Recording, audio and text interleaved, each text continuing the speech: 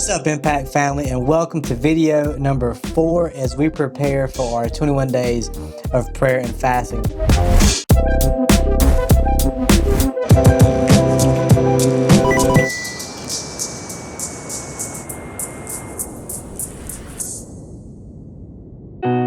Last video.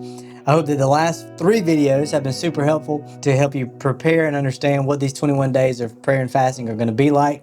And I'm hoping that this video fills in all the gaps of things that maybe we didn't answer in those videos. So this is going to be kind of like a lightning round. There's going to be a lot of information in this video, but I just want to talk to you about how these videos are going to work, and so that you can know exactly what to expect, not just for you personally, but for us as a church as we walk through these 21 days of prayer and fasting together. All right, let's start with our weekly, daily videos starting on January 5th. You can expect those to go up at 6 a.m.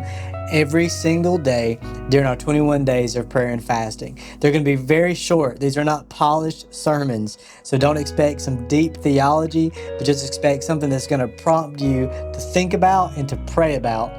Over the 3 weeks, there'll be a focus the first week that's different than the focus the second week, and the second week will be different than the third week. They'll build upon each other, and we'll have a different focus every week. But 6 o'clock on all social media platforms and our website, there'll be a video that goes up. Also, once a week on Thursdays, we're going to do an extra video that's a live stream video that we want you to come and join us with. During those videos, we're going to have a guest on that talks about how the fast is going for them. We're going to respond to your questions and learn together, but that'll be something that's interactive that happens every single Thursday during those 21 days of prayer and fasting. During that time together on that live stream, it's going to be awesome. You can request prayer needs. You can talk about how the fast is going for you in the comments, and hopefully you get to learn from someone other than me how their fast is going. All right, lightning round. Let me give you some FAQs that we're expecting to happen. Some of these we've already answered, but some of them we haven't. But just to make sure you know, we're going to go through them really quick, and I'm going to give you quick answers to these questions. What if I've never fasted before? This is going to be a life-changing 3 weeks for you. First of all, let me just say that. Second of all, start small. Start simple. Don't overcomplicate it. Don't overthink it. But start somewhere. Start something. Don't do it by yourself, and start and just see what God is going to do. What if I mess up? There's a chance that you might, but there's grace. Don't give up. You're still in it, even if you break your fast. Pick yourself up, go to the Lord, pray about it, and then start back. Can I drink caffeine and coffee? Yes, because caffeine and coffee is spiritual. No, but seriously, if your fast calls for you not to, if you're doing something that only requires you to drink water, then no. But there are particular fasts that do allow you to have coffee. Thank God. And my kids fast. Do not let your children fast from food. Choose something like social media, maybe if they're teenagers. If they're children that's younger than that, you can do sugar or fast food or screen time or something like that as a family, but definitely involve them. Watch the videos together before school. They're going to be going up really early so that you can do that. But no, you should not let your kids fast and do a food fast during this 21 days. What if I am pregnant, diabetic, or have another medical condition? Do not do the food fast. Choose something else. Again, fast food, social media, sugar, screens. Talk to your doctor. Listen to your body. Don't be crazy. Do something that will honor God, but also keep you safe and healthy. How long should I pray each day? Well, our videos are going to be pretty short, and how long you spend time with God is going to be totally up to you. I will say again, consistency is better than intensity. So going to the gym for 30 minutes every day is much better than going to the gym for 1 hour once a month. So make sure that it's something that is real, that's realistic, something that you can do every day. But be open. There may be times where you spend time in prayer longer than other days. There's going to be days that you don't feel like praying during these 21 days. I would encourage you, have at least 5 minutes daily. And 5 minutes daily is better than 50 minutes a week. So once a week. So make sure you're consistent in spending time with God. Don't worry about how much time. Just make sure you're giving God the time that honors Him. What do I do when I feel hungry or when I'm tempted to watch Netflix and YouTube and that's what I'm fasting? Treat that as your alarm. You can see every craving that you experience during these 21 days as an invitation to hang out with Jesus. What if I start late? What if you're just now watching these videos and we're halfway through the 21 days of prayer and fasting? Can you join us? Yes. What if you're watching these videos randomly 3 years later in the middle of July? Guess what? You want to do a 3-week fast? This can work any time of the year. You don't have to just fast the beginning of the year. In fact, we as a church fast multiple times, and I suggest that you fast multiple times. So it doesn't matter whether you're starting late, this year's 21 days of prayer and fasting are over. Whatever it is, you can join in and do this at any time of your life, any time of the year, any season. You can jump in. There's no shame. There's no catching up required. Just jump in whenever you've watched these videos and decide to do it. Can I switch my fast halfway through? That's a good question. I would try your best not to. If you've made a commitment to the Lord, stick with it. You've got this. You can do it. Find some people around you that will encourage you and help you through it. Reach out to a brother and sister and say, I am struggling. But can you?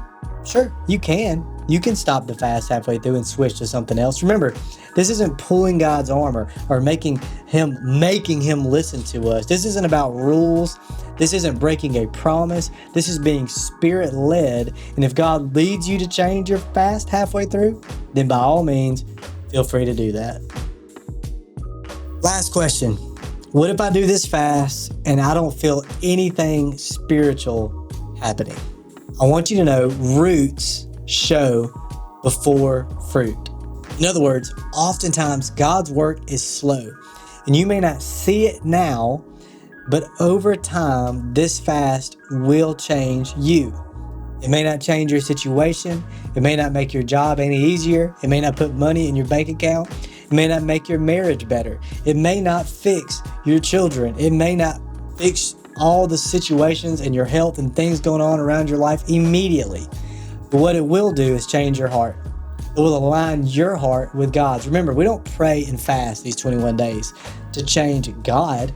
We pray and fast to change us, to align us with His will, not force Him into ours.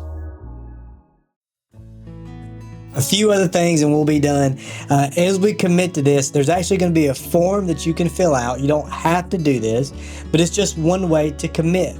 This is not a legalistic thing. This isn't something I'm going to collect and I'm going to look over. I am going to pray over these, but I'm not going to call you and hold you to it. And if I see you eating fried chicken after you said you're fasting, then I'm going to make you feel shameful. That's not what this is about.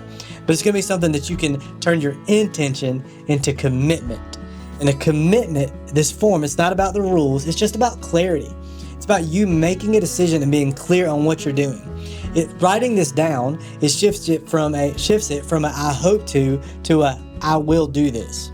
This is going to simply help you decide what it is when you're going to pray and what you're going to fast from before you get hungry, tired, and stressed.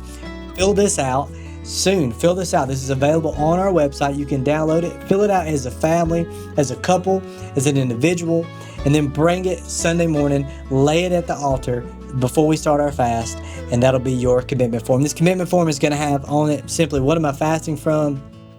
Where am I spending time with God and at what time?